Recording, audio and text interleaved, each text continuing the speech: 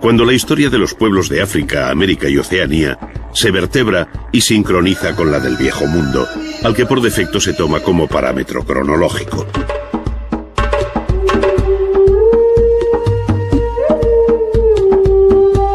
Ello entraña, sin embargo, muchas dificultades, pues desde la concepción del mundo hasta la idea de arte o de estilo, si es que en algún caso se dan,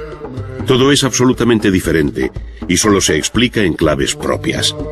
En otras palabras, no es trasladable el planteamiento de una historia sistemática del arte, al modo occidental, a otras áreas culturales que, como el África negra y Oceanía antes de su descubrimiento, colonización y explotación por los europeos, no tuvieron escritura, ni pasaron de un embrionario estadio neolítico, desconociendo la rueda y viviendo un régimen tribal de muy elemental estructura social.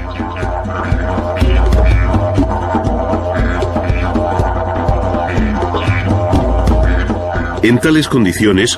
no cabe esperar sino una producción artística de limitado alcance, vinculada sobre todo a los mitos y creencias de índole religiosa que tienen relación con la naturaleza y el hombre. Probablemente la expresión más cumplida de esta realidad sea la máscara, pero la máscara viva, pues la que hoy forma parte de una colección que se exhibe pulcramente en la vitrina de un museo,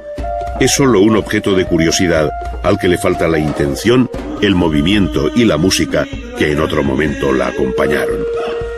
Carece en definitiva de lo que representa la vida misma, aunque se trate de una máscara funeraria. Solo la máscara en acción explicaría su significado, forma, tamaño y color. Análogos argumentos valdrían para explicar el rico mundo de máscaras, danzas, pinturas, tatuajes y adornos corporales de los pueblos de Oceanía, pues también en sus ritos y ceremonias el propio cuerpo humano llegó a convertirse en objeto artístico que se adornaba y enriquecía de las más variadas formas. Muchas de estas expresiones artísticas, consideradas como primitivas, han permanecido luego como soterrada herencia en la memoria del hombre hasta nuestros días.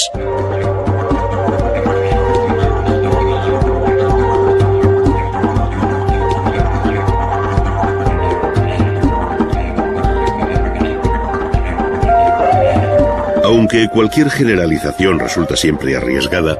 cabe afirmar que más allá del matizado universo de la máscara, fue la escultura la expresión artística más compleja y que mejor se identifica con las preocupaciones existenciales, tanto en el África negra como en Oceanía.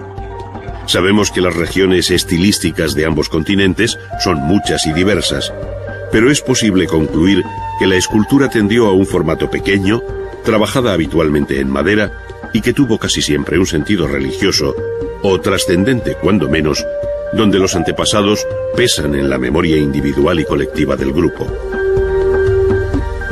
Desde el punto de vista formal, la pequeña escultura tendió hacia la abstracción, haciendo de la figura humana la imagen más repetida, aunque sin desconocer la presencia de animales como el antílope o el búfalo en África.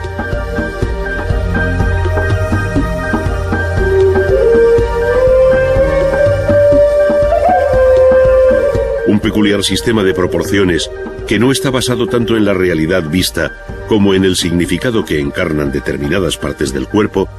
hacen de la estatuaria figuras de proporciones esbeltas, solas o en pareja, con grandes cabezas, donde los ojos cobran un protagonismo esencial, destacando igualmente por su tamaño otras partes del cuerpo, como los órganos genitales y el ombligo, todo ello dentro de una concepción primaria de la existencia humana integrada en la naturaleza.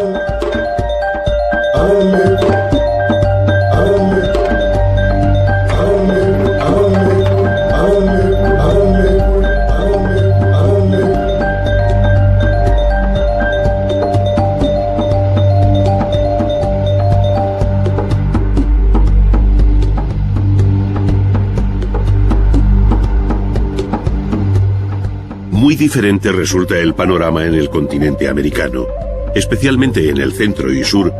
donde el dilatado horizonte artístico cuenta con ciudades bien trazadas, una monumental arquitectura, excelentes piezas escultóricas en piedra exentas o formando relieves, una desarrollada visión pictórica, además de un rico legado de las llamadas artes menores, donde la orfebrería alcanzó cotas verdaderamente sublimes.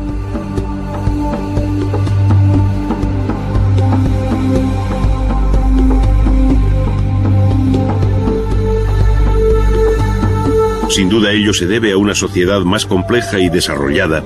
que conoció la escritura y un desarrollo técnico verdaderamente notable que tuvo en la cultura de los mayas, aztecas e incas sus índices más altos.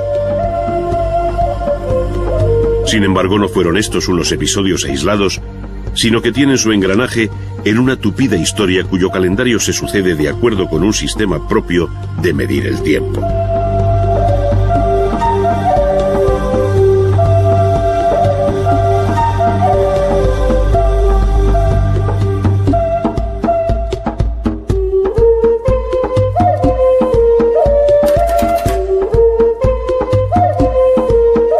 De todos modos, los historiadores de la compleja realidad cultural y artística de la América precolombina, en el deseo de coordinar las distintas historias particulares que se producen a la vez en los diferentes pueblos que habitan, por ejemplo, Centroamérica, han establecido un cuadro cronológico con referencia al calendario del Viejo Mundo, globalizando así el curso de la historia en la Tierra. De esta forma, y como cañamazo básico, se habla allí de los períodos preclásico o formativo, clásico y posclásico, cada uno con sus subdivisiones propias y en correspondencia con los siglos de la vieja Europa, que permiten mostrar en paralelo las coincidencias en el tiempo de los toltecas y mixtecas, por ejemplo, ya que no se trata de una historia lineal de sucesión de pueblos, sino de un tiempo compartido en el que se fueron solapando realidades culturales que tuvieron lugar en distintos puntos geográficos.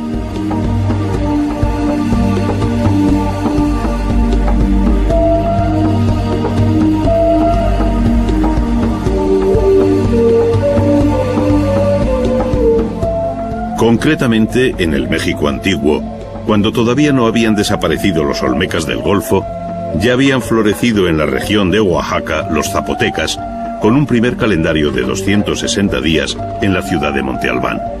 En paralelo habían surgido en otros lugares la cultura de Teotihuacán, la civilización de El Tajín y el imperio maya que sobrevivió hasta 1521, año en que los mayas quiché fueron vencidos por los españoles en la batalla de Utatlán, en tierras de la actual Guatemala.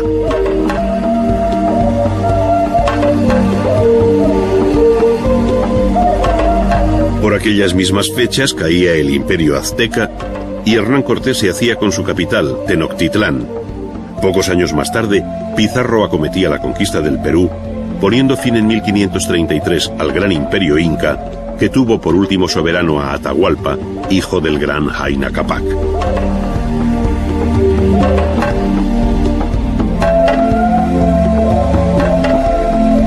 Terminaba así una larga y fructífera historia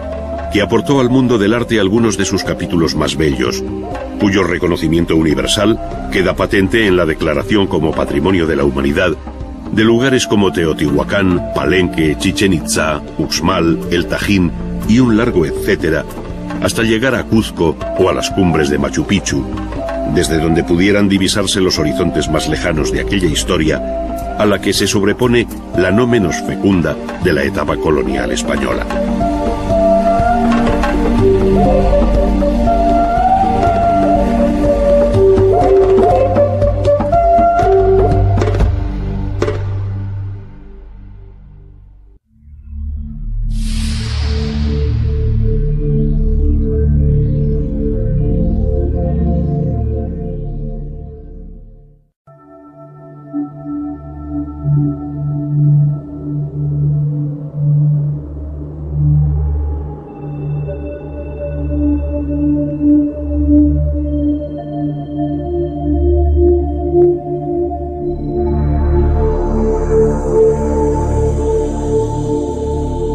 A unos 50 kilómetros de Ciudad de México se encuentra una de las maravillas del mundo antiguo, cuyo actual silencio, solo roto por las voces de sus visitantes, dista mucho del rumor urbano que emanaba de aquella imponente ciudad que llegó a ser Teotihuacán, la ciudad de los dioses.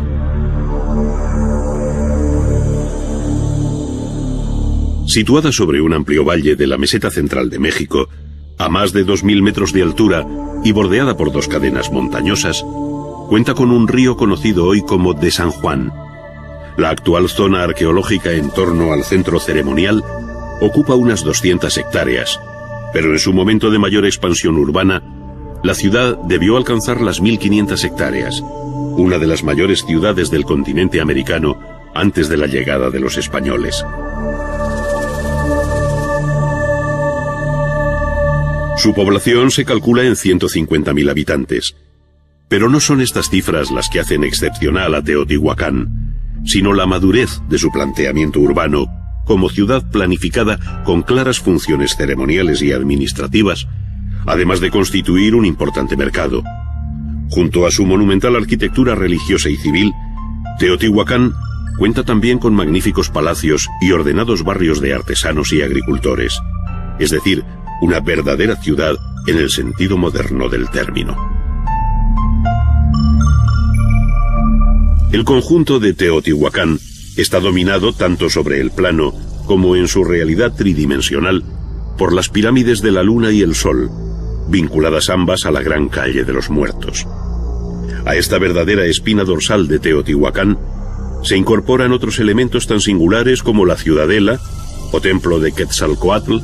la gran plaza llamada del Mercado, además de otras plazas y palacios como el de Quetzalpapalotl, pirámides menores y finalmente en segunda línea, la más modesta pero no por ello menos ordenada, Ciudad de los Vivos. La concepción monumental de las principales construcciones, como la Pirámide del Sol, que alcanza 60 metros de altura sobre una base de unos 200 metros de lado. La bella composición simétrica del conjunto dominado por la calle de los Muertos, de algo más de 2 kilómetros de larga por 45 metros de ancha, con la pirámide de la Luna como fondo de perspectiva, y la belleza exquisita de los elementos escultóricos y pictóricos que dulcifican toda esta arquitectura de cortantes y escalonados volúmenes, hablan del altísimo grado alcanzado por la cultura de Teotihuacán, comparable en este plano a los conjuntos urbanos de mayas y aztecas, con los que sin duda hay nexos de unión.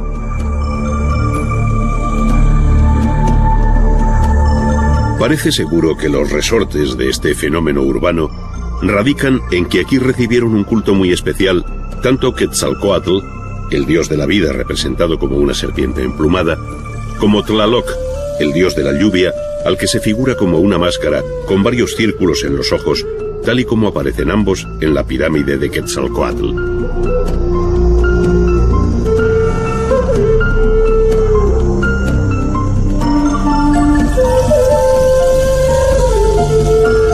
Las ciudades mayas, dispersas por un amplio sector de Centroamérica que hoy afecta a varios estados del sur de México, y muy especialmente a la península de Yucatán, Guatemala, Belice, Honduras y El Salvador, ofrecen la imagen más potente de la cultura maya. Ciudades como Tikal, en medio de la espesura de la selva guatemalteca y en un paisaje abrupto, hacen sobresalir por encima de la masa arbórea de los bosques los edificios más importantes de su sobrecogedor centro ceremonial y administrativo. Este se compone de varias acrópolis con amplias plazas, esbeltísimas pirámides, templos escalonadas, plataformas, conjuntos gemelos, palacios, juegos de pelota, mercados y baños, todo ello construido básicamente entre los siglos III y IX de nuestra era, cuando Tikal, como recuerda Leopoldo Castedo, era mayor que París, y nada había en esta ciudad que pudiera compararse, por ejemplo, con la pirámide del Jaguar gigante.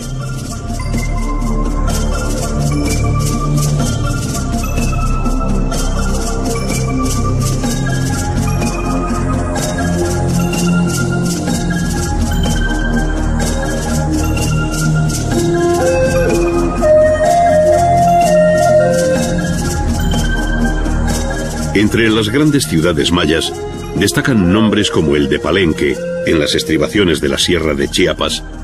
con varias construcciones como la llamada del Palacio, sobre una terraza artificial y sótanos interiores,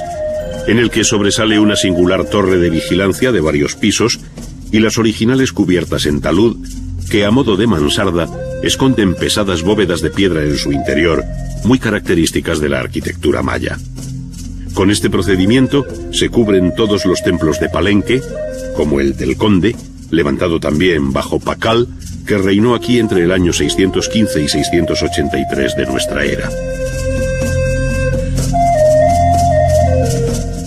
Aquellas bóvedas, llamadas falsas, por su procedimiento constructivo a base de aproximación de hiladas, solían estar decoradas con pinturas al fresco, como aún conserva el conocido Templo de las Pinturas en Bonampak. En ellas y en varios registros se recogen escenas ceremoniales y bélicas que permiten recuperar la vida que en otro momento se agitó en torno a estos solitarios edificios. Tanto la pintura interior como la que exteriormente matizaba en otro tiempo los relieves de los templos y palacios hacen más atractiva si cabe la arquitectura maya, que en casos como la ciudad de Uxmal, al norte del Yucatán, desarrolló grandes frisos recubriendo buena parte de las fachadas, entre ellas la del Palacio del Gobernador, datado entre los siglos VIII y IX de nuestra era. La civilización maya comenzó a extinguirse hacia el año 1000, viviendo desde entonces hasta la llegada de los españoles bajo el dominio de otros pueblos procedentes del centro y norte de México, como los toltecas.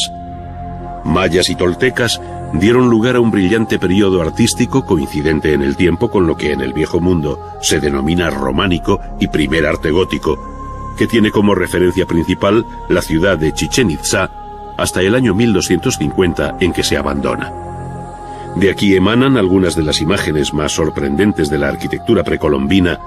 como la pirámide del castillo, con clara influencia de Teotihuacán, muy diferente al templo de los jaguares que evidencia su origen maya.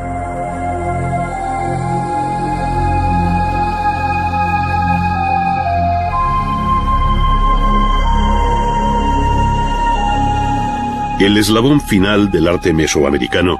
pertenece por entero al pueblo azteca, que tuvo su capital en Tenochtitlán, fundada en 1345 sobre el lago de Texcoco y conquistada por Hernán Cortés en 1520. Sobre ella se construiría la actual Ciudad de México.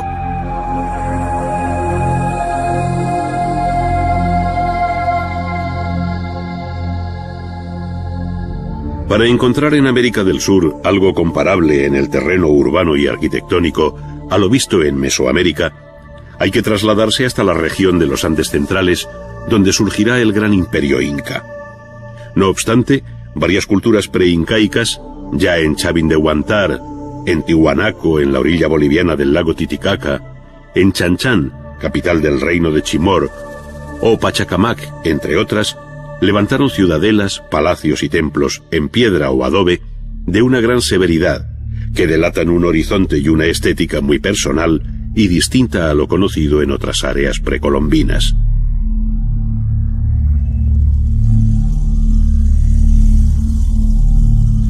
Sin embargo, fue con el imperio inca, o Tahuantinsuyo, que partiendo del valle peruano de Cuzco, llegó a dominar el altiplano y costa del Pacífico, desde el sur de Colombia hasta el centro de Chile, cuando se construyeron las obras más colosales con una técnica que todavía sorprende, entre otras cosas, por su perfección en el ajustado encaje de los elementos pétreos.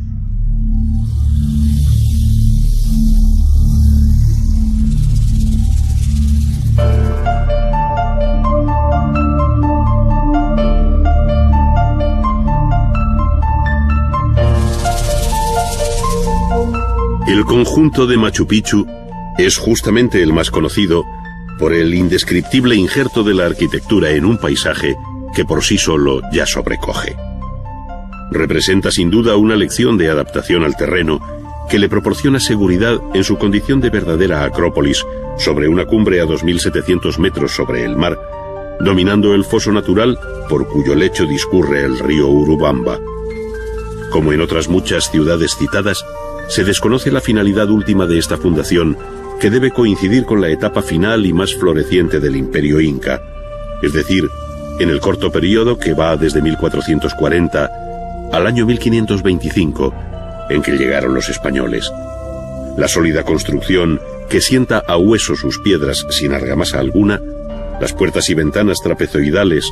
los bancales que parecen prolongar las curvas de nivel del terreno, escaleras, la plaza central, templos, palacios y casas formando barrios muy bien organizados, sintetizan este prodigio del hombre frente a la naturaleza que inspiraron a Pablo Neruda su poema Alturas de Machu Picchu.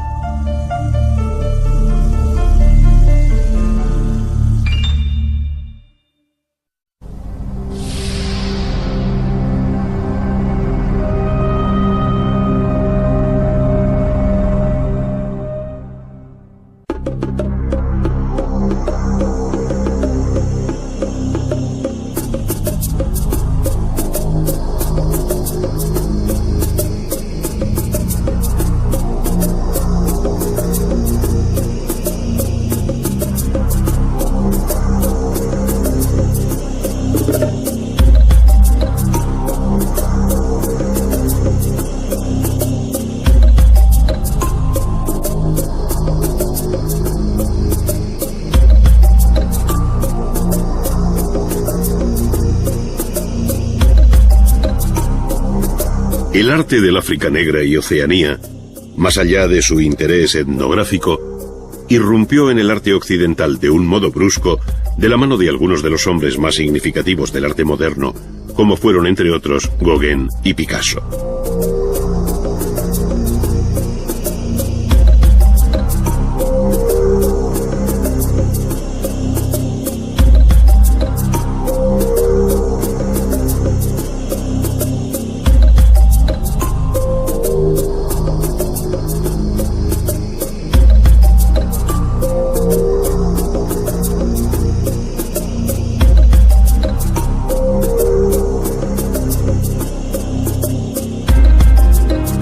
No es que estos artistas descubrieran a los demás aquella ignorada realidad, sino que vieron en su primitivo y original planteamiento nuevos argumentos formales y conceptuales para la renovación artística, al margen de la estereotipada historia del arte occidental.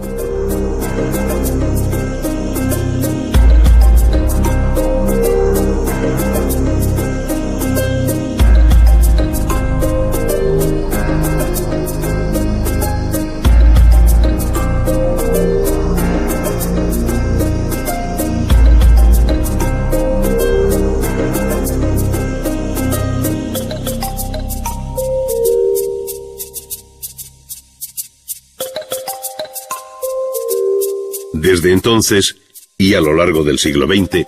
no ha cesado la admiración de las realizaciones escultóricas del arte africano, cuyo sentido religioso y uso ritual dan un interés muy específico a las estatuillas de terracota, bronce o madera, así como al amplio y enigmático mundo expresivo de las máscaras.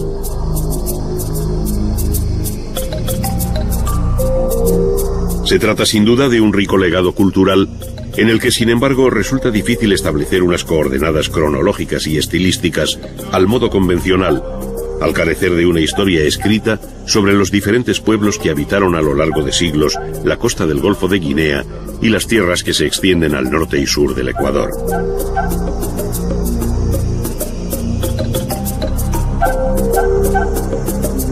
Aquí, como en ningún otro caso, se hace más cierto que nunca que el primer documento es la propia obra de arte.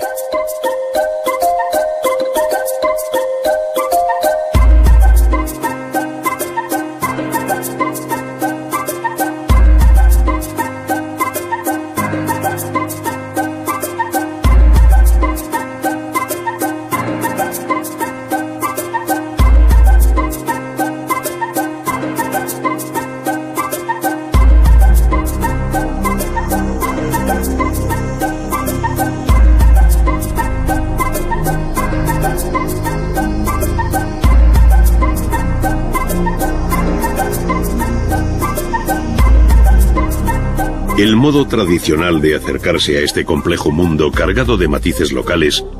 es vincularlo a su paisaje y grupo étnico, donde destacan algunas zonas como las de Nigeria, Camerún, Congo, Zaire o Angola, entre otras,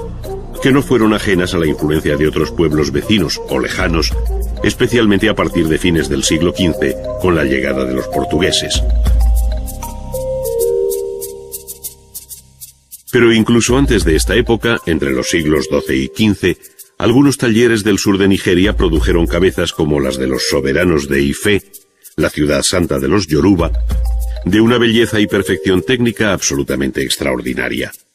Para ellos, o para los artistas de Benín, no tuvo secretos la técnica de la fundición en bronce por el sistema de la cera perdida, como atestigua la serie de cabezas de comienzos del siglo XVI que actualmente custodia el Museo Nacional de Lagos.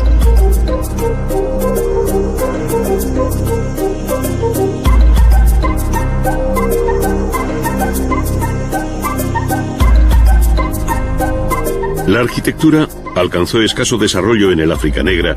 y apenas si cabe reseñar algo más allá de las cabañas de madera constantemente renovadas.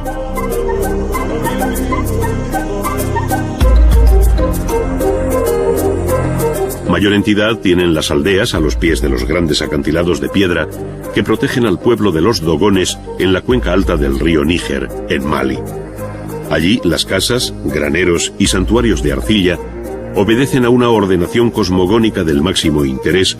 bajo las llamadas cavernas de los antepasados, excavadas en la roca viva. En este rupestre ambiente tienen lugar las ceremonias de iniciación de los jóvenes dogones, aprovechando los entrantes y salientes de la roca sobre cuyas paredes aparecen esquemáticas pinturas de carácter religioso.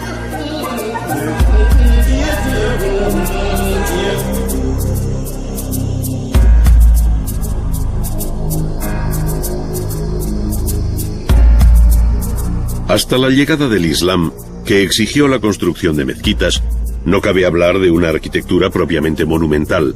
al menos en el África occidental. De tal modo que las construidas en arcilla, en Kufo, Tombuctú o en Djenné, esta última levantada en 1909 sobre otra muy anterior,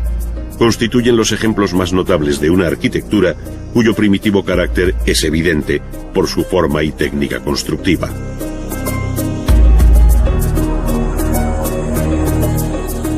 La misma línea del Ecuador que divide en dos el continente africano, al entrar por Gabón y salir en dirección este por Somalia, sirve de referencia para situar sobre el Pacífico la compleja constelación insular de Oceanía. Sus miles de islas se agrupan en tres ámbitos distintos, esto es, Melanesia, con grandes islas como la de Nueva Guinea, al norte de Australia, Micronesia, con los archipiélagos de las Marianas y Carolinas, y Polinesia, con las míticas islas de Hawái, Samoa, Tahití, Marquesas y Pascua.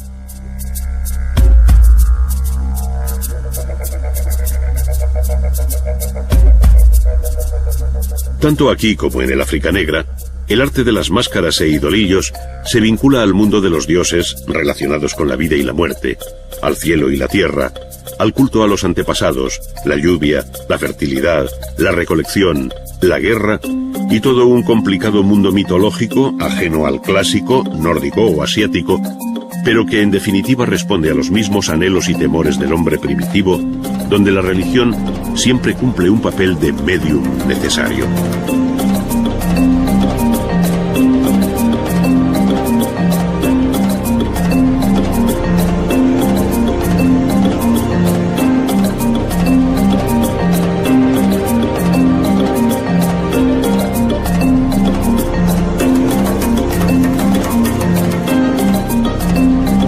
El sorprendente y variado paisaje artístico de Oceanía, disperso hoy por los museos de Londres, París, Bruselas o Nueva York y gran número de colecciones privadas, tiene su contrapartida en el arte monumental de la isla de Pascua, conocida también como Rapa Nui, la más occidental de Polinesia del Este. La naturaleza volcánica de la isla y la falta de bosques hizo de la piedra el material en el que se labraron los moai, o gigantescas esculturas de humano perfil. Desconocemos su significación, pero todo indica que este desconocido pueblo, probablemente de origen polinésico y desaparecido hace ya mucho tiempo, debía contar con una organización social muy desarrollada. Los moai, que quizás personifican a antiguos jefes deificados, son figuras de medio cuerpo con largas y estilizadas manos sobre el vientre, llevando en la cabeza un gran tocado que habla de su alta jerarquía.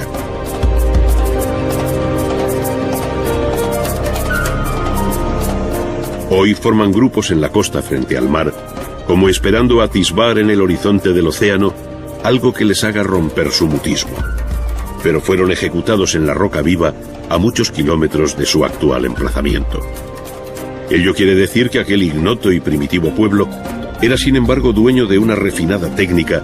pues con solo instrumentos de piedra dio forma humana a estos enormes bloques de piedra que pueden llegar a pesar hasta 80 toneladas en los ejemplos de mayor tamaño, ya que su altura varía entre los 4 y 20 metros. Quedaron in situ para siempre, sin llegar a desprenderse de la roca madre del volcán Rano Raraku, produciendo todavía una admiración infinita por lo inexplicable del procedimiento, mediante el cual pudieron trasladar semejantes moles de piedra y dejarlas enhiestas frente al mar, cuya línea del horizonte parece haber fijado para siempre su mirada muda, silenciando todo cuanto nosotros desconocemos acerca de ellos.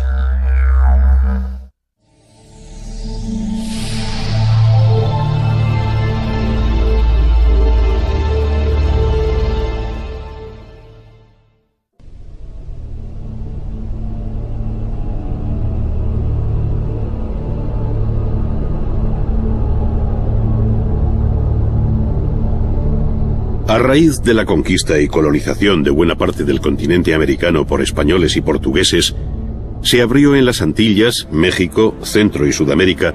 un nuevo periodo artístico en el que esta dilatada área geográfica se incorporó a las grandes corrientes estéticas del Viejo Mundo. Tan fecundo injerto dio sus mejores frutos durante los siglos XVII y XVIII, cuando el barroco iberoamericano creó un fascinante mundo formal, donde junto a lo español y portugués en Brasil, afloran matices de gran originalidad respecto a los modelos europeos, debido a un fértil sustrato propio. Tal mestizaje artístico no es sino la expresión plástica de una sociedad compleja, formada por indios, españoles, portugueses, criollos, mulatos, negros y toda suerte de situaciones intermedias que dieron un pálpito muy singular al arte colonial.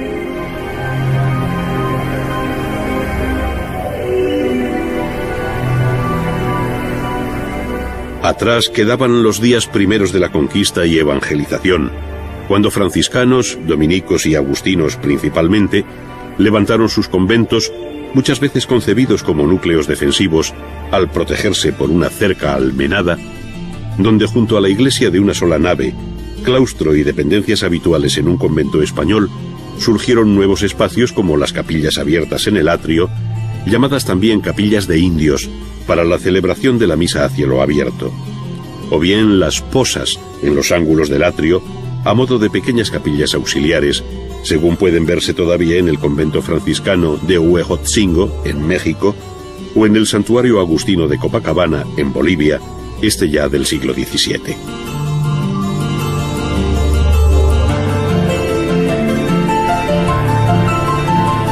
En el cambio de siglo, jugaron un papel fundamental la obra de las grandes catedrales, que como las de México o Cuzco, fueron concebidas en el siglo XVI, si bien su culminación alcanzó con frecuencia el propio siglo XVIII.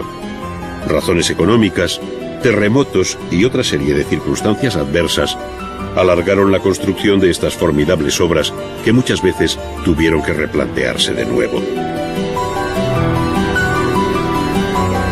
Los edificios de la ciudad de Antigua, en Guatemala, representan hoy el testimonio más lacerante de lo que fue la aventura constructiva en la zona sísmica de América por antonomasia, su espinazo andino, desde México hasta Perú. La expresiva imagen de sus bóvedas abiertas o destruidas, donde a veces solo subsiste la fachada, hacen innecesarias más palabras, pues allí, como en otros lugares, la arquitectura y la vida toda han sido sometidas periódicamente por la naturaleza a unas pruebas sobrehumanas.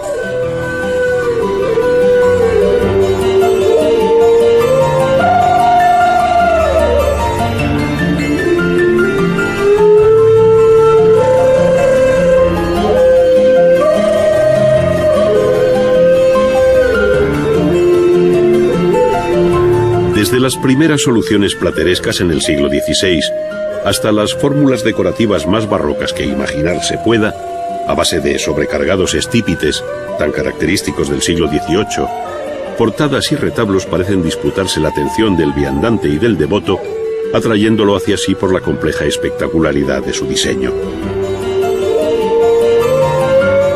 Sin embargo, estos elementos no pueden concebirse aislados, sino que lo más frecuente es que formen parte de un todo en el que las barreras entre arquitectura, escultura y pintura desaparecen para configurar un espacio mágico que diluye líneas, quiebra perspectivas y despierta una atmósfera envolvente que aprisiona los sentidos. Así sucede en la Capilla del Rosario de Puebla, tenida ya en el siglo XVII como la octava maravilla del Nuevo Mundo, o en la iglesia de Santo Domingo de Oaxaca, entre otras.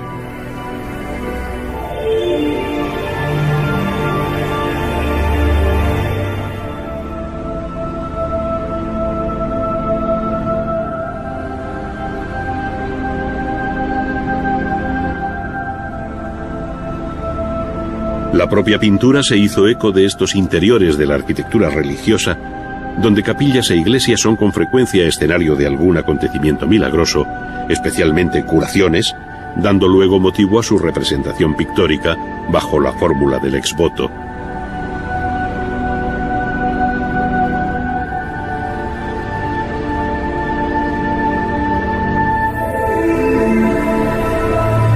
Pero la gran pintura religiosa siguió desde muy temprano, aunque con algún lógico desfase en el tiempo,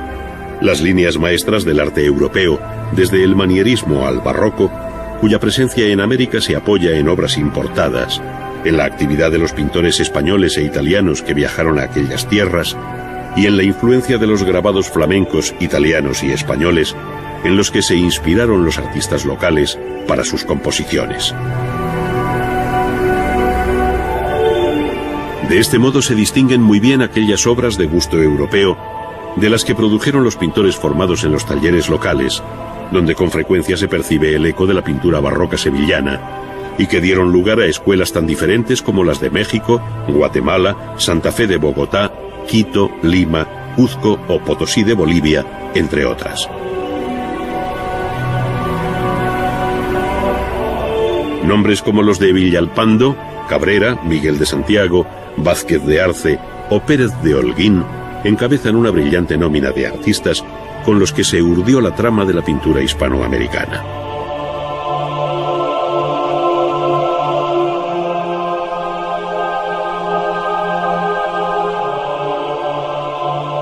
En este panorama cobran especial relevancia por su novedad iconográfica, por la distancia marcada respecto a los modelos europeos y por la fuerte carga religioso-poética de su imagen, aquellas pinturas que, respondiendo a una concepción arcaizante, pero ejecutadas de un modo primoroso, representan la más original aportación de la pintura colonial al concierto general del arte barroco.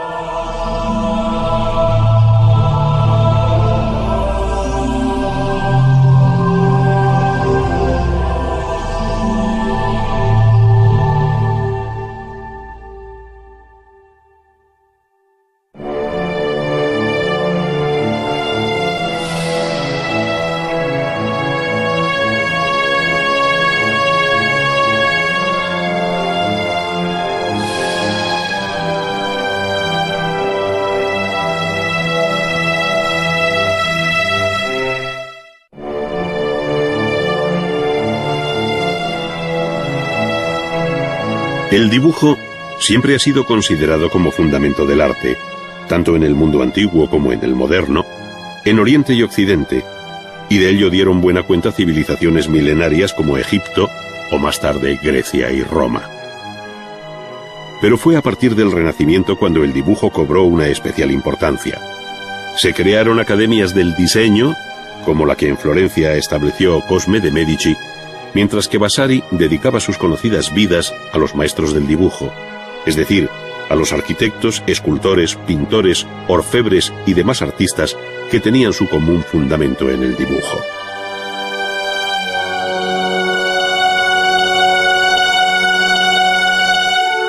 Si la conquista inicial del dibujo fue la de perfilar con una línea el contorno de una figura, esto resulta ejemplar en los bocetos y apuntes que los egipcios dejaron sobre piedras y fragmentos cerámicos. El artista, con un elemental instrumento a modo de pluma afilada, pero que está hecho con un junco, pone en evidencia la seguridad de su mano, que debe vencer tanto la aspereza del soporte como lo rudo del utensilio.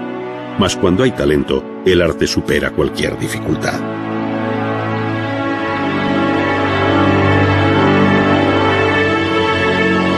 Otro tanto sucede con la superficie rugosa del papiro, ese gran hallazgo que antecedió al papel, hecho con el núcleo fibroso de aquella planta abundante en el Nilo, que los griegos llamaron papiros. Con un instrumento análogo al anterior, aunque algo más fino, se dibuja la figura de un faraón con los símbolos del Alto y el Bajo Egipto, probablemente como estudio previo para una gran pintura mural. Decía Leonardo que para conservar con facilidad en la imaginación la forma de un rostro, es preciso conservar en la memoria distintas formas de boca, ojos, nariz, barba, cuello y otros detalles tomados de varias cabezas.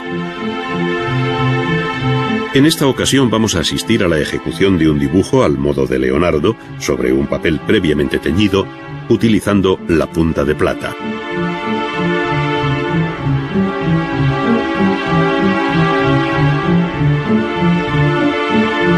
El teñir el papel es un viejo procedimiento que ya lo aconsejaba Cennino Cennini a finales del siglo XIV en su libro del arte. Para ir aprendiendo poco a poco los principios y la técnica del color, conviene practicar otro tipo de dibujo, el que se denomina dibujo sobre papel teñido. Puedes hacer tus tinturas rosadas, violetas, verdes, azuladas, grisáceas o como te plazca, pues todas requieren el mismo temple y el mismo tiempo para moler los colores, y en todas se dibuja de la misma forma. Es decir, se trata de preparar una solución en la que se trituran y mezclan en el mortero albayalde e índigo macabeo, como recomendaba Cennini, para obtener el azul, añadiéndose luego la cola templada. La mezcla obtenida debe ser muy líquida para que el pincel corra bien sobre el papel, que recibe por ambas caras varias manos en distintas direcciones, dejando un tiempo de secado entre una y otra aplicación.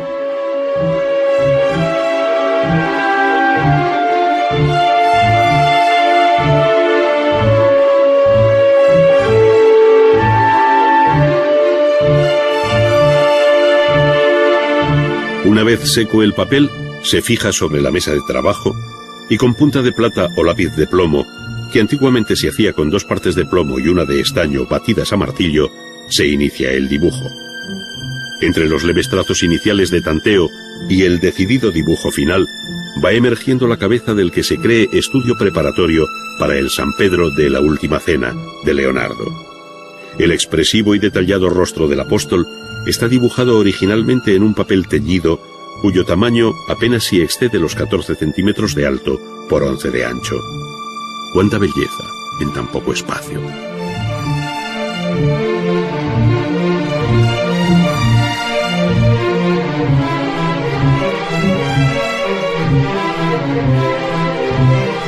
El dibujo original de Leonardo está repasado a tinta, por lo que es necesario preparar una pluma de ave, dejando libre de barbas el canutillo o barril central, reduciendo su longitud y cortando con especial cuidado la punta. Esta será más o menos pronunciada según se quiera para escribir o dibujar, pues solo en esto se diferencia el instrumento que artistas y escribanos utilizaron durante siglos. Por otra parte, la tinta requiere también una cuidadosa elaboración según el tipo de que se trate. La tinta negra que se utilizó en el Renacimiento era la común, que servía tanto para escribir como para dibujar. En su composición entran a formar parte sales de hierro y ácido gálico, obtenido de las llamadas agallas de roble o encina. Esto es, una sustancia patógena de algunos árboles que en otro tiempo sirvió para producir tintes y curtir las pieles. La adición de goma arábiga como aglutinante asegura y liga la mezcla final.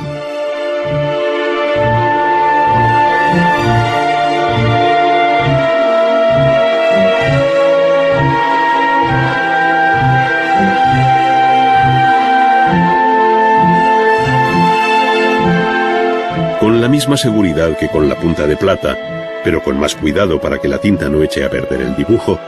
se van repasando las líneas y rasgos más expresivos de la cabeza, que con unos leves trazos adquiere mayor fuerza si cabe.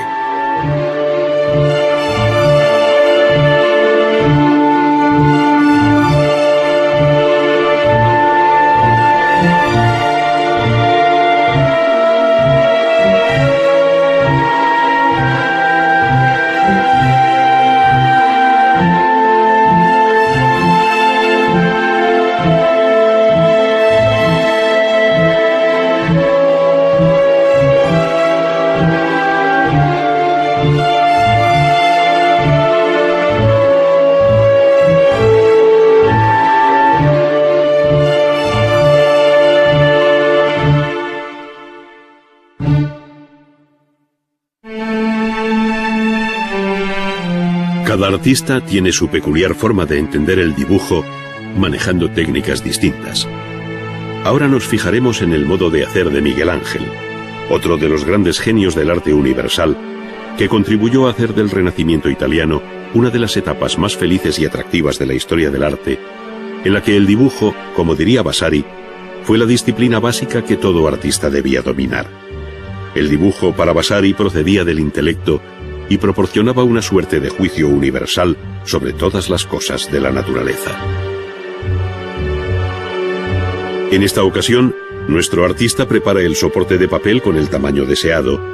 no dudando en asegurar su unión con una tira del mismo papel sobre el que luego dibujará a carboncillo.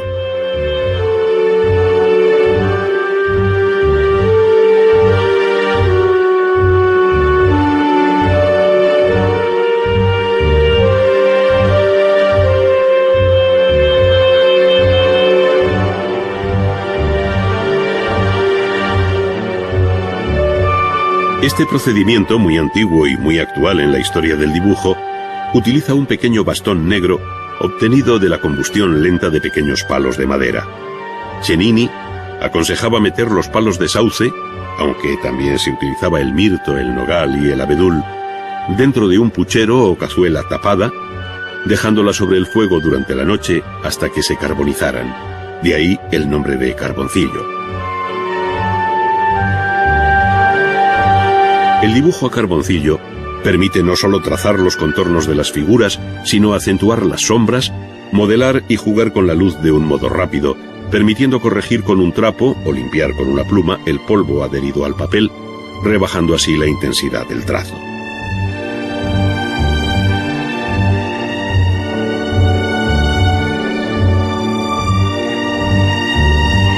En la copia de esta Madonna con el niño, puede observarse la fuerza con que Miguel Ángel interpretó los cuerpos infantiles, dotándolos de la corpulencia y musculatura propias de un adulto.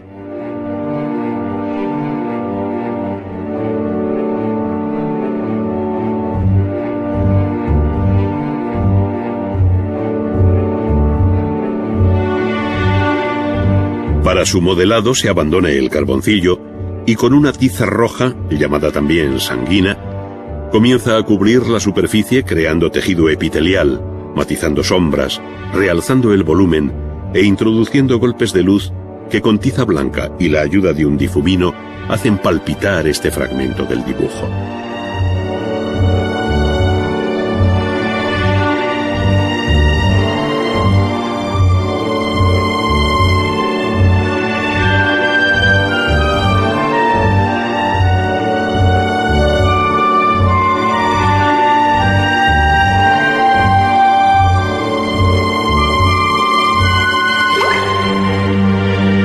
Los límites que separan el dibujo de la pintura no son siempre muy precisos, pues ya decía el gran pintor francés Ingres que el dibujo comprende las 3/4 partes y media de lo que constituye la pintura y que el dibujo lo contiene todo, excepto el matiz. Él se refería naturalmente a la base dibujada de la pintura, pero también pudiera suceder que por medio de procedimientos como la acuarela y sin encaje ni dibujo lineal previo, esta técnica empleada de un modo determinado, cuidando los bordes perfilados de los objetos y utilizando un solo color debidamente graduado, sea tenida por algunos como una suerte de dibujo. En este caso se remeda un paisaje debido al gran pintor y dibujante francés del siglo XVII, Claudio Lorena,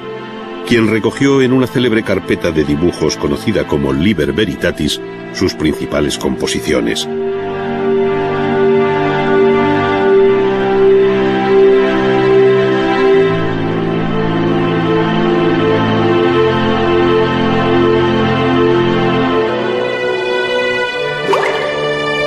La rompedora imagen de la producción artística del siglo XX, que tiende hacia el informalismo y la abstracción, incluso en el arte figurativo, se caracteriza por el modo libre de su técnica, mientras que apenas si varían sus instrumentos. En muy poco se diferencia el estudio de un pintor del siglo XVII de otro del siglo XX. Los pinceles de siempre, la misma tela, la trementina y el óleo, que ahora más cómodamente se puede adquirir preparado en un tubo.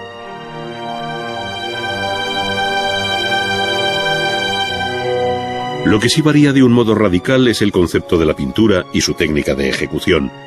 dando paso a una acción que tiene mucho de intuitiva, en la que el boceto y la obra acabada se identifican sobre el mismo lienzo. Así lo hicieron muchos de los grandes nombres de la pintura del siglo XX, entre los que cabe citar al escultor y pintor suizo Alberto Giacometti. Aquí se ve el modo de trabajar de este artista, que sin boceto ni dibujo previo, acomete un retrato femenino utilizando el pincel como si fuera un carboncillo, aunque en realidad se trate de una pintura al óleo. Sin duda, el movimiento de la mano y el pincel se asemeja más al de un dibujante que al de un pintor tradicional. Giacometti, como otros hombres de su tiempo, dio la espalda al procedimiento académico, viéndose en él también al escultor que fue, tendiendo a dar fuerza expresiva al dibujo sin apenas recursos cromáticos.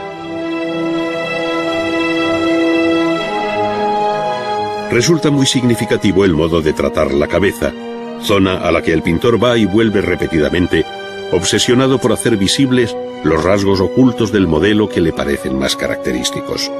Ello le lleva a borrar totalmente el rostro y volver a él, no tanto por una cuestión de perfección formal, como para conseguir el escondido objetivo de su ser.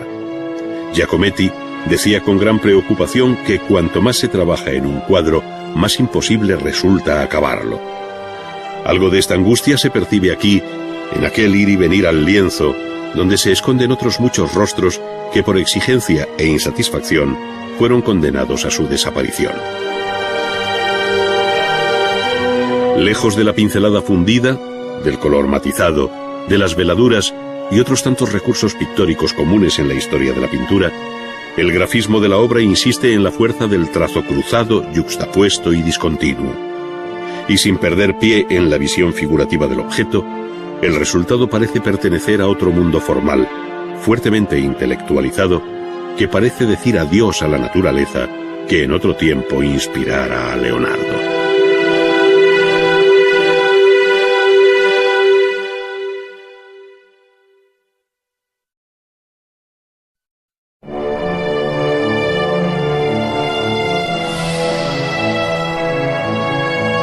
Que se carbonizaran, de ahí el nombre de carboncillo.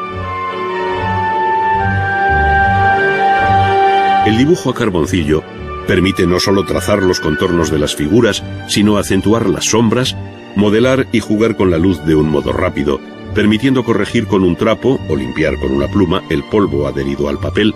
rebajando así la intensidad del trazo.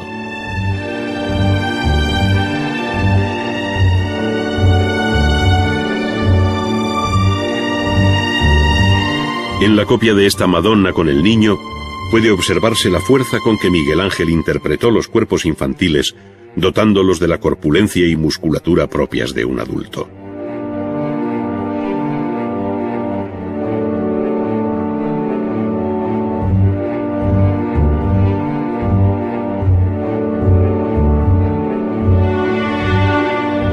Para su modelado se abandona el carboncillo y con una tiza roja, llamada también sanguina,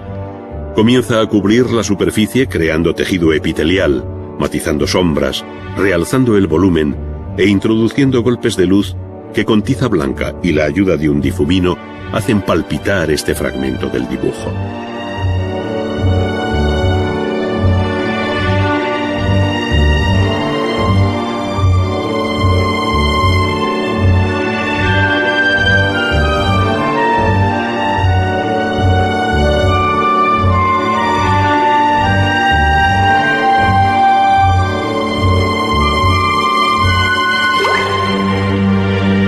Los límites que separan el dibujo de la pintura no son siempre muy precisos,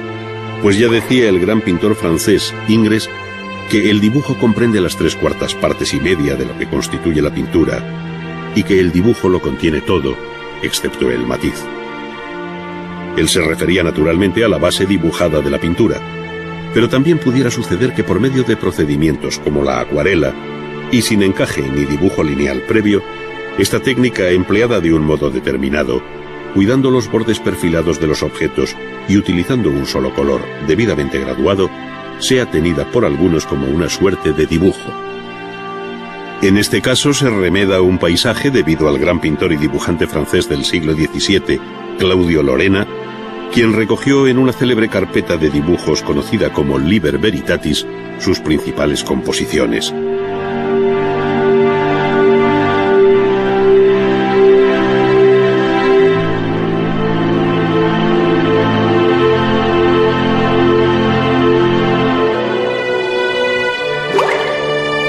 La rompedora imagen de la producción artística del siglo XX, que tiende hacia el informalismo y la abstracción,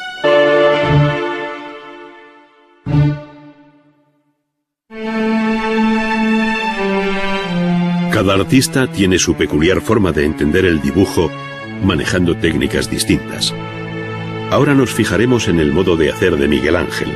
otro de los grandes genios del arte universal, que contribuyó a hacer del Renacimiento italiano una de las etapas más felices y atractivas de la historia del arte, en la que el dibujo, como diría Vasari, fue la disciplina básica que todo artista debía dominar. El dibujo para Vasari procedía del intelecto y proporcionaba una suerte de juicio universal sobre todas las cosas de la naturaleza. En esta ocasión, nuestro artista prepara el soporte de papel con el tamaño deseado, no dudando en asegurar su unión con una tira del mismo papel sobre el que luego dibujará a carboncillo.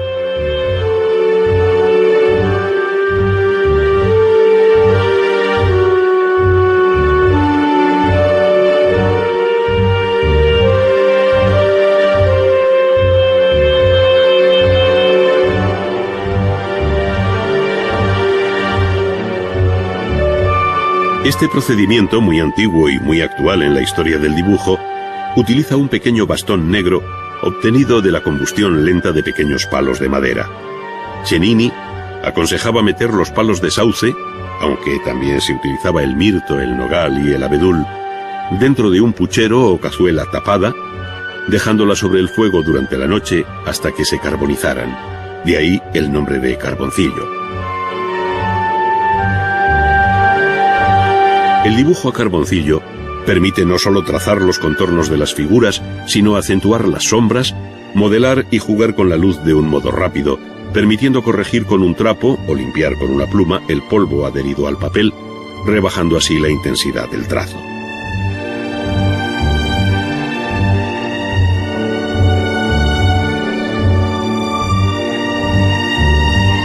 En la copia de esta Madonna con el niño, puede observarse la fuerza con que Miguel Ángel interpretó los cuerpos infantiles, dotándolos de la corpulencia y musculatura propias de un adulto.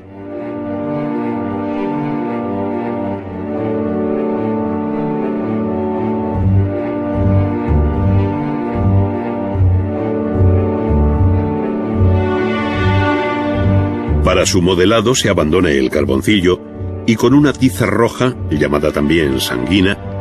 comienza a cubrir la superficie creando tejido epitelial, matizando sombras, realzando el volumen e introduciendo golpes de luz que con tiza blanca y la ayuda de un difumino hacen palpitar este fragmento del dibujo. Para sus composiciones. De este modo se distinguen muy bien aquellas obras de gusto europeo de las que produjeron los pintores formados en los talleres locales, donde con frecuencia se percibe el eco de la pintura barroca sevillana, y que dieron lugar a escuelas tan diferentes como las de México, Guatemala, Santa Fe de Bogotá, Quito, Lima, Cuzco o Potosí de Bolivia, entre otras. Nombres como los de Villalpando, Cabrera, Miguel de Santiago, Vázquez de Arce o Pérez de Holguín encabezan una brillante nómina de artistas con los que se urdió la trama de la pintura hispanoamericana.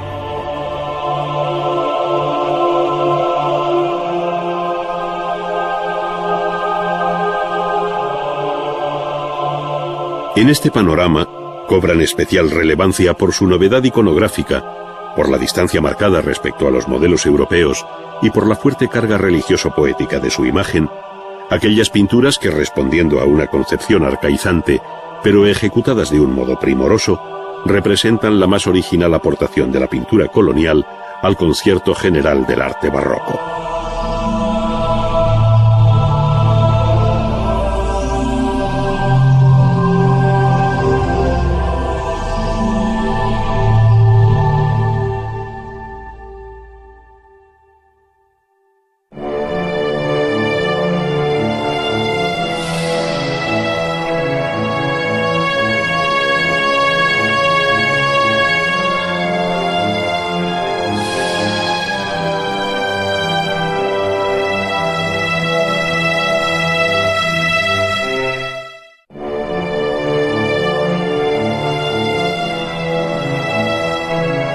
El dibujo siempre ha sido considerado como fundamento del arte, tanto en el mundo antiguo como en el moderno, en Oriente y Occidente, y de ello dieron buena cuenta civilizaciones milenarias como Egipto o más tarde Grecia y Roma. Pero fue a partir del Renacimiento cuando el dibujo cobró una especial importancia. Se crearon academias del diseño, como la que en Florencia estableció Cosme de Medici, mientras que Vasari dedicaba sus conocidas vidas a los maestros del dibujo, es decir, a los arquitectos, escultores, pintores, orfebres y demás artistas que tenían su común fundamento en el dibujo.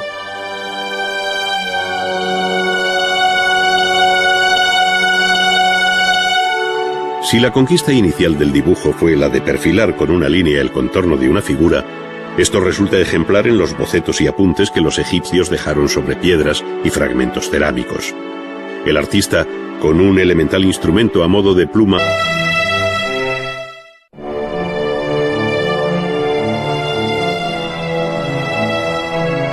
el dibujo siempre ha sido considerado como fundamento del arte, tanto en el mundo antiguo como en el moderno, en Oriente y Occidente, y de ello dieron buena cuenta civilizaciones milenarias como Egipto o más tarde Grecia y Roma. Pero fue a partir del Renacimiento cuando el dibujo cobró una especial importancia. Se crearon academias del diseño, como la que en Florencia estableció Cosme de Medici, mientras que Vasari dedicaba sus conocidas vidas a los maestros del dibujo, es decir, a los arquitectos, escultores, pintores, orfebres y demás artistas que tenían su común fundamento en el dibujo.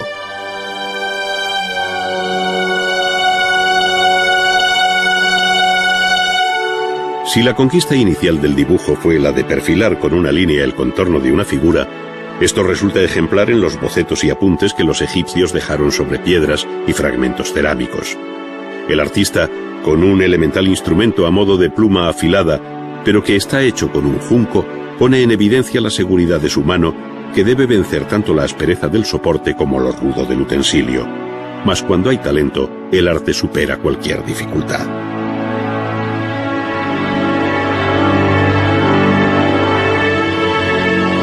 Otro tanto sucede con la superficie rugosa del papiro, ese gran hallazgo que antecedió al papel, hecho con el núcleo fibroso de aquella planta abundante en el Nilo, que los griegos llamaron papiros. Con un instrumento análogo al anterior, aunque algo más fino, se dibuja la figura de un faraón con los símbolos del Alto y el Bajo Egipto, probablemente como estudio previo para una gran pintura mural. Decía Leonardo que para conservar con facilidad en la imaginación la forma de un rostro, es preciso conservar en la memoria distintas formas de boca, ojos, nariz, barba, cuello y otros detalles tomados de varias cabezas. En esta ocasión vamos a asistir a la ejecución de un dibujo al modo de Leonardo sobre un papel previamente teñido, utilizando la punta de plata.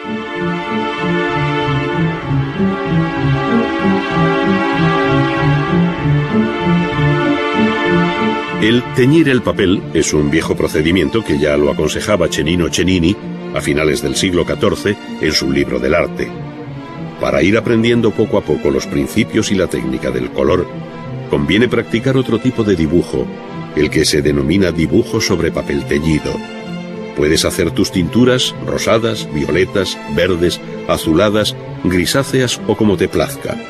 pues todas requieren el mismo temple y el mismo tiempo para moler los colores. Esta será más o menos pronunciada según se quiera para escribir o dibujar, pues solo en esto se diferencia el instrumento que artistas y escribanos utilizaron durante siglos. Por otra parte, la tinta requiere también una cuidadosa elaboración según el tipo de que se trate. La tinta negra que se utilizó en el Renacimiento era la común, que servía tanto para escribir como para dibujar. En su composición entran a formar parte sales de hierro y ácido gálico obtenido de las llamadas agallas de roble o encina. Esto es, una sustancia patógena de algunos árboles que en otro tiempo sirvió para producir tintes y curtir las pieles. La adición de goma arábiga como aglutinante asegura y liga la mezcla final.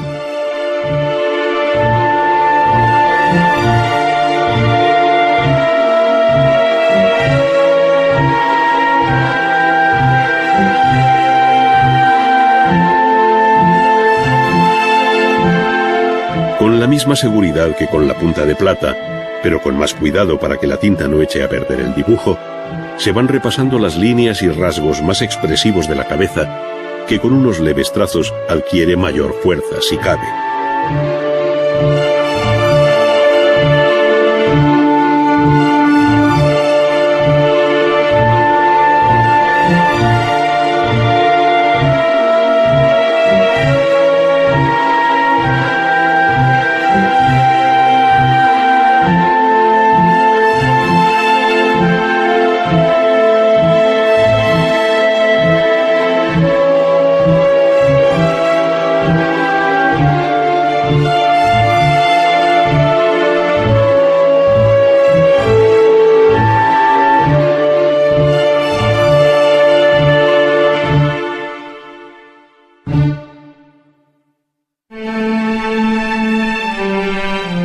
Cada artista tiene su peculiar forma de entender el dibujo,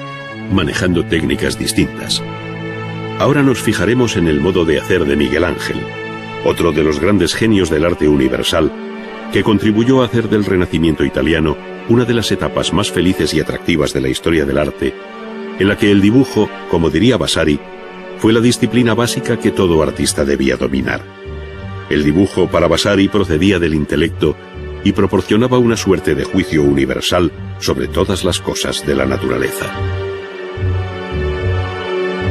En esta ocasión, nuestro artista prepara el soporte de papel con el tamaño deseado,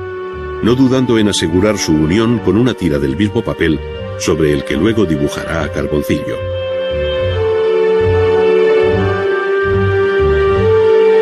Como Liber Veritatis, sus principales composiciones.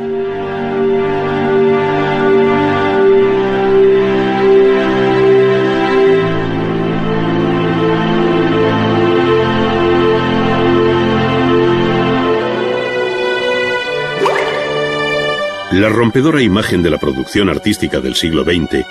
que tiende hacia el informalismo y la abstracción, incluso en el arte figurativo, se caracteriza por el modo libre de su técnica, mientras que apenas si varían sus instrumentos. En muy poco se diferencia el estudio de un pintor del siglo XVII de otro del siglo XX. Los pinceles de siempre, la misma tela, la trementina y el óleo, que ahora más cómodamente se puede adquirir preparado en un tubo.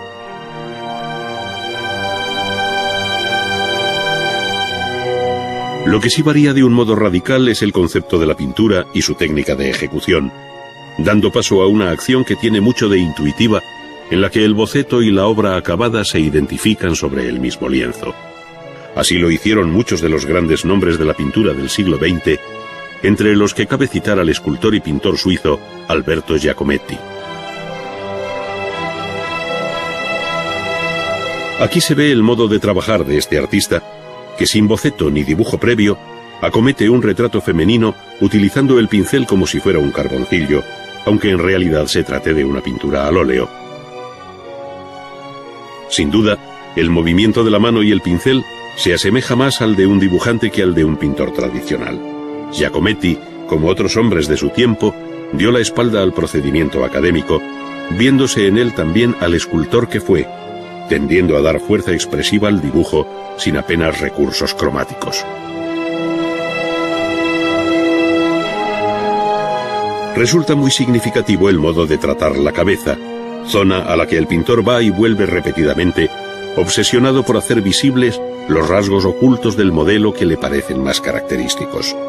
Ello le lleva a borrar totalmente el rostro y volver a él, no tanto por una cuestión de perfección formal, como para conseguir el escondido objetivo de su ser. Giacometti decía con gran preocupación que cuanto más se trabaja en un cuadro, más imposible resulta acabarlo. Algo de esta angustia se percibe aquí, en aquel ir y venir al lienzo, donde se esconden otros muchos rostros que por exigencia e insatisfacción fueron condenados a su desaparición. Lejos de la pincelada fundida, del color matizado, de las veladuras y otros tantos recursos pictóricos comunes en la historia de la pintura, el grafismo de la obra insiste en la fuerza del trazo cruzado, yuxtapuesto y discontinuo, y sin perder pie en la visión figurativa.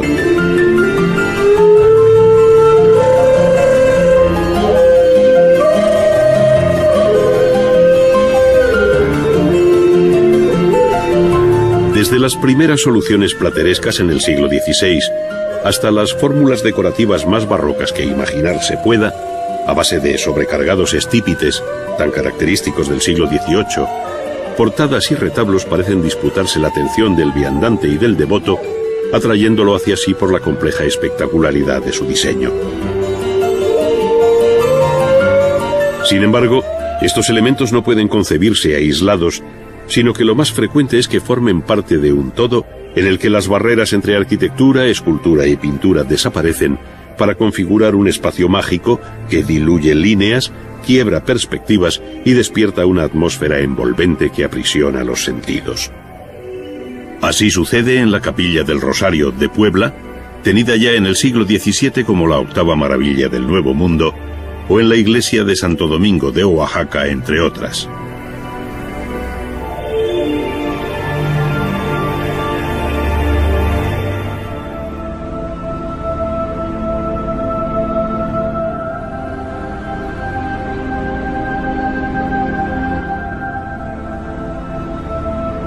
La propia pintura se hizo eco de estos interiores de la arquitectura religiosa, donde capillas e iglesias son con frecuencia escenario de algún acontecimiento milagroso, especialmente curaciones, dando luego motivo a su representación pictórica bajo la fórmula del ex voto.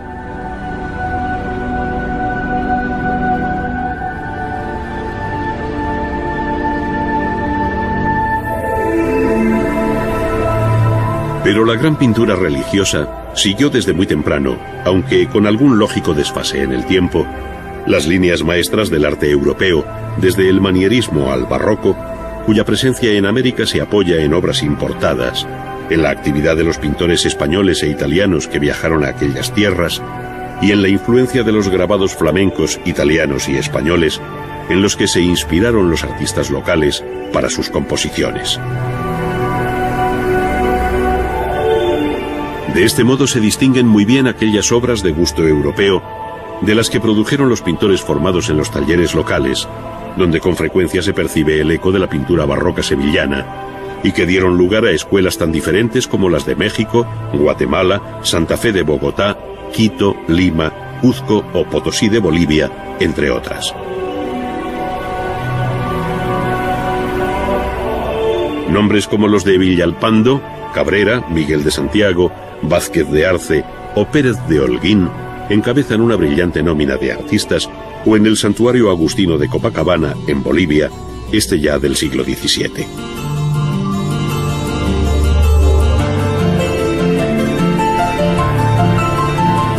En el cambio de siglo, jugaron un papel fundamental la obra de las grandes catedrales, que como las de México o Cuzco, fueron concebidas en el siglo XVI, si bien su culminación alcanzó con frecuencia el propio siglo XVIII. Razones económicas, terremotos y otra serie de circunstancias adversas alargaron la construcción de estas formidables obras que muchas veces tuvieron que replantearse de nuevo. Los edificios de la ciudad de Antigua, en Guatemala, representan hoy el testimonio más lacerante de lo que fue la aventura constructiva en la zona sísmica de América por antonomasia, su espinazo andino, desde México hasta Perú.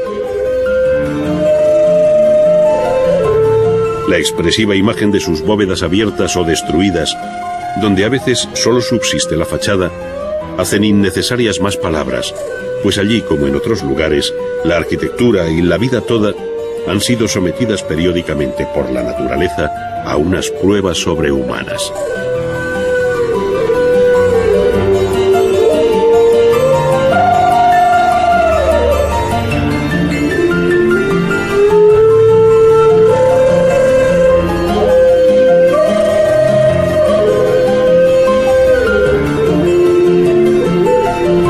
Desde las primeras soluciones platerescas en el siglo XVI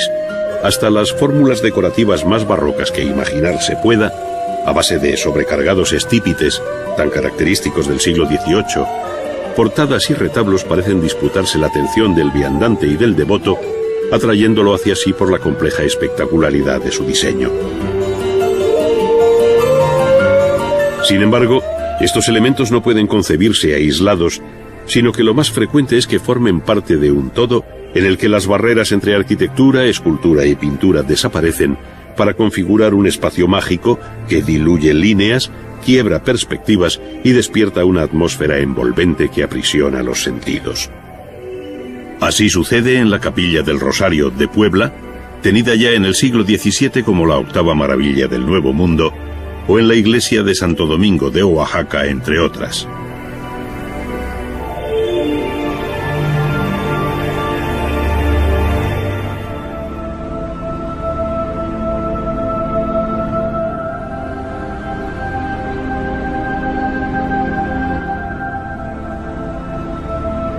La propia pintura se hizo eco de estos interiores de la arquitectura religiosa, donde capillas e iglesias son con frecuencia escenario de algún acontecimiento milagroso.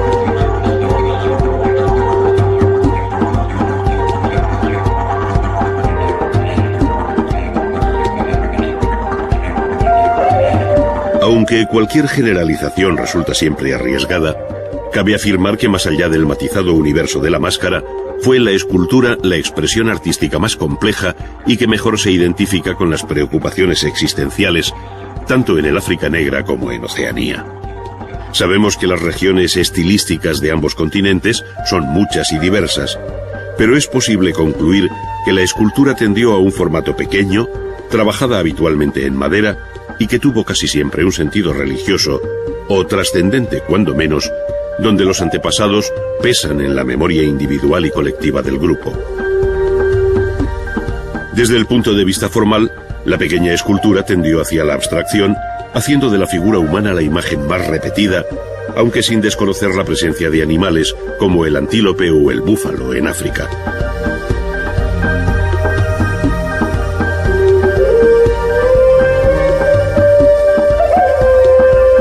Un peculiar sistema de proporciones que no está basado tanto en la realidad vista como en el significado que encarnan determinadas partes del cuerpo,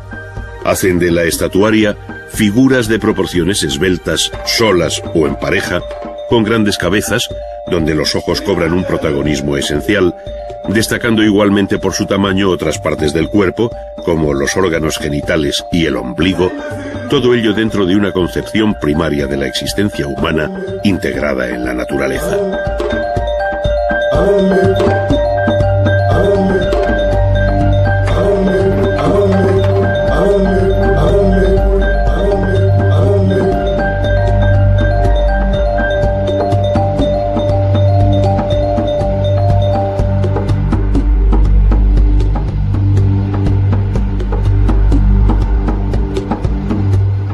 Muy diferente resulta el panorama en el continente americano, especialmente en el centro y sur, donde el dilatado horizonte artístico cuenta con ciudades bien trazadas, una monumental arquitectura, excelentes piezas escultóricas en piedra exentas o formando relieves, una desarrollada visión pictórica, además de un rico legado de las llamadas artes menores, donde la orfebrería alcanzó cotas verdaderamente sublimes.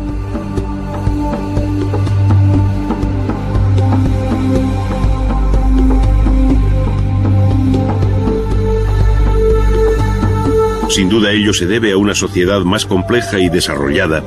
que conoció la escritura y un desarrollo técnico verdaderamente notable, que tuvo en la cultura de los mayas, aztecas e incas sus índices más altos.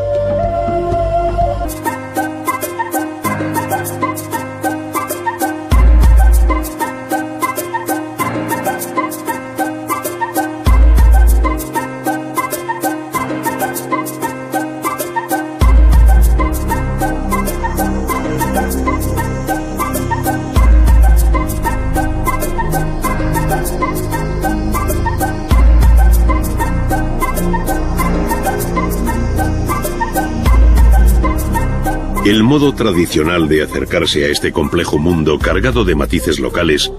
es vincularlo a su paisaje y grupo étnico, donde destacan algunas zonas como las de Nigeria, Camerún, Congo, Zaire o Angola, entre otras, que no fueron ajenas a la influencia de otros pueblos vecinos o lejanos, especialmente a partir de fines del siglo XV, con la llegada de los portugueses. Pero incluso antes de esta época, entre los siglos XII y XV, algunos talleres del sur de Nigeria produjeron cabezas como las de los soberanos de Ifé, la ciudad santa de los Yoruba, de una belleza y perfección técnica absolutamente extraordinaria. Para ellos, o para los artistas de Benín, no tuvo secretos la técnica de la fundición en bronce por el sistema de la cera perdida, como atestigua la serie de cabezas de comienzos del siglo XVI que actualmente custodia el Museo Nacional de Lagos.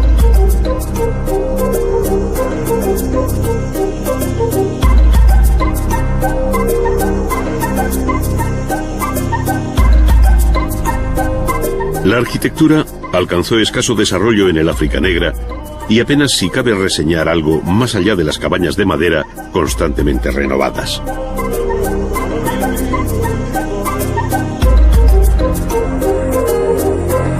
Mayor entidad tienen las aldeas a los pies de los grandes acantilados de piedra que protegen al pueblo de los Dogones en la cuenca alta del río Níger, en Mali. Allí las casas, graneros y santuarios de arcilla obedecen a una ordenación cosmogónica del máximo interés bajo las llamadas cavernas de los antepasados, excavadas en la roca viva.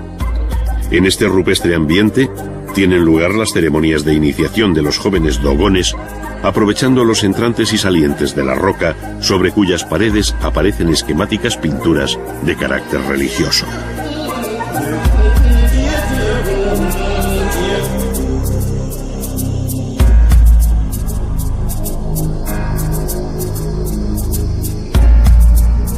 Hasta la llegada del Islam, que exigió la construcción de mezquitas, no cabe hablar de una arquitectura propiamente monumental,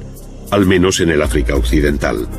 De tal modo que las construidas en arcilla, en Kufo, Tombuctú o en Djenné, esta última levantada abierto, o bien las posas en los ángulos del atrio, a modo de pequeñas capillas auxiliares, según pueden verse todavía en el convento franciscano de Huejotzingo, en México, o en el santuario agustino de Copacabana, en Bolivia, este ya del siglo XVII.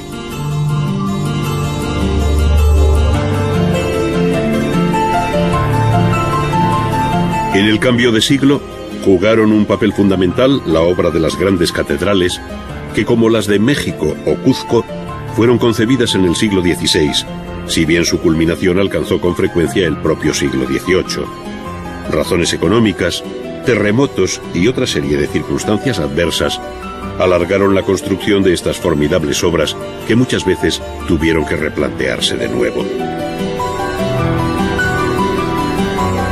Los edificios de la ciudad de Antigua, en Guatemala,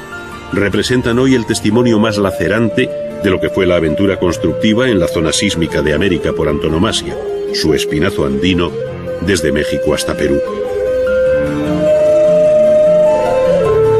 La expresiva imagen de sus bóvedas abiertas o destruidas, donde a veces solo subsiste la fachada, hacen innecesarias más palabras, pues allí, como en otros lugares, la arquitectura y la vida toda han sido sometidas periódicamente por la naturaleza a unas pruebas sobrehumanas.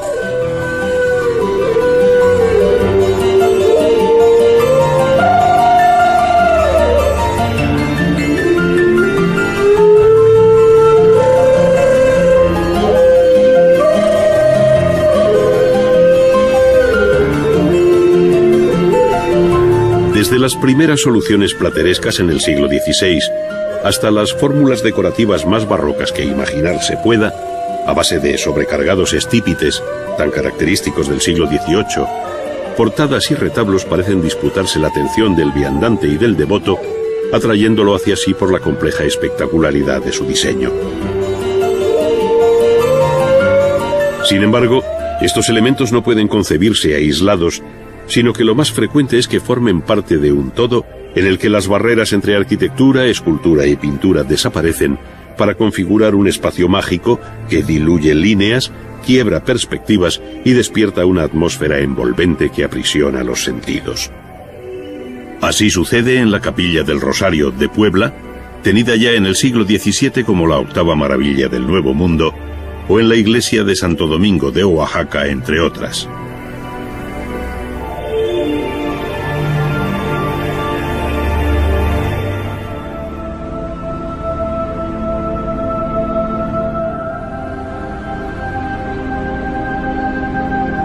Que evidencia su origen maya.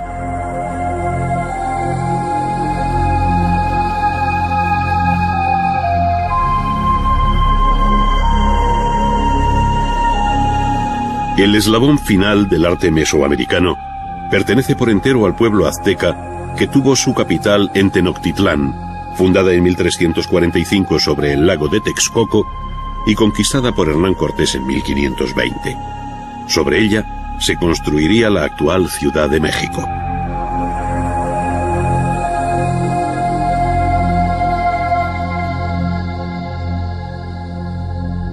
Para encontrar en América del Sur algo comparable en el terreno urbano y arquitectónico a lo visto en Mesoamérica,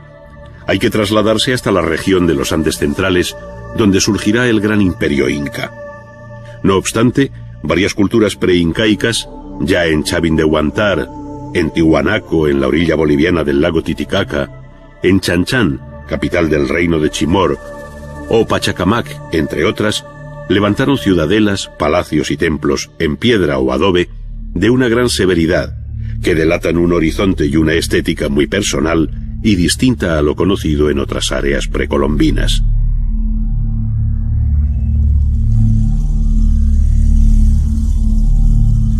Sin embargo, fue con el imperio inca, o Tahuantinsuyo, que partiendo del valle peruano de Cuzco, llegó a dominar el altiplano y costa del Pacífico, desde el sur de Colombia hasta el centro de Chile, cuando se construyeron las obras más colosales con una técnica que todavía sorprende, entre otras cosas, por su perfección en el ajustado encaje de los elementos pétreos.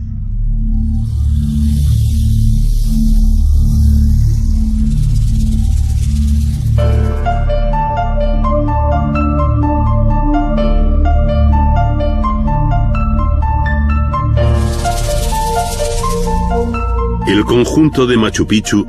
es justamente el más conocido por el indescriptible injerto de la arquitectura en un paisaje que por sí solo ya sobrecoge. Representa sin duda una lección de adaptación al terreno que le proporciona seguridad en su condición de verdadera acrópolis sobre una cumbre a 2.700 metros sobre el mar, dominando el foso natural por cuyo lecho discurre el río Urubamba. Como en otras muchas ciudades citadas, se desconoce la finalidad última de esta fundación, que debe coincidir con la etapa final y más floreciente del imperio inca, es decir, en el corto periodo que va desde 1440 al año 1525, en que llegaron los españoles. La sólida construcción, que sienta a hueso sus piedras sin argamasa alguna, las puertas y ventanas trapezoidales, los bancales